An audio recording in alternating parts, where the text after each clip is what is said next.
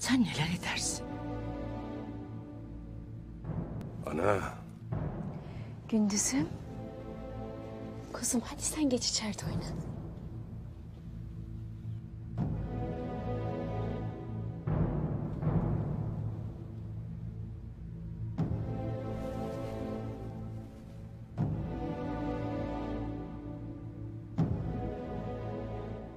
Ben toy yapılmasına değil, beylerin en küçük sıkıntılar karşısında sürekli toy isteyip insanları telaşlandırmasına izin vermedim. Lakin bunu toyda kendin söyleyebilirsin. Bir beye böylesi yakışır.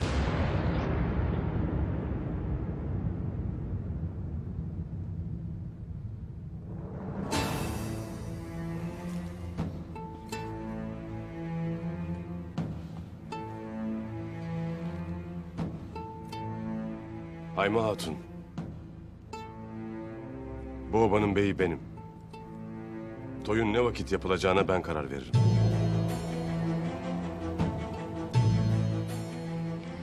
Ertuğrul Bey'im sen neler dersin? Töremizde var mıdır bu? Emirlerim ne vakittir sorgulanır oldu Halime Sultan. Beyin sözün üstüne söz söylemek var mıdır töremizde? Bu obanın beyi bensem, kararları ben veririm. Verdiğim kararları sorgulamanın yeri ne burasıdır, ne de sizin vazifeniz.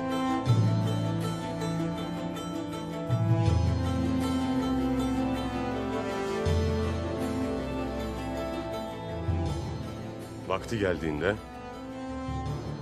toyu toplar, beyleri dinlerim.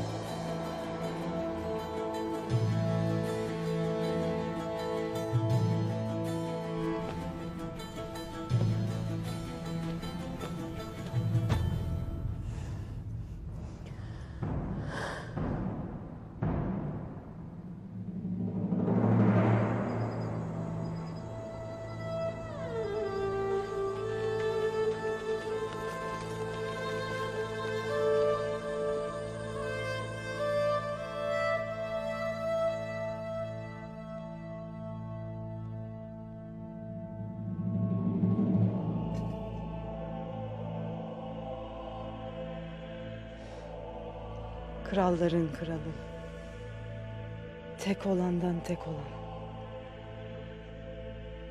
Aracı olmaksızın babadan çıkmış söz. Bağışçı olarak yanılmadan gönderdin güçte eşit ruhuna elçilerine. İlahi söylerken onlar, yücelik ey Rab, senin kudretinedir. Bana güç ver ey yüce Rab.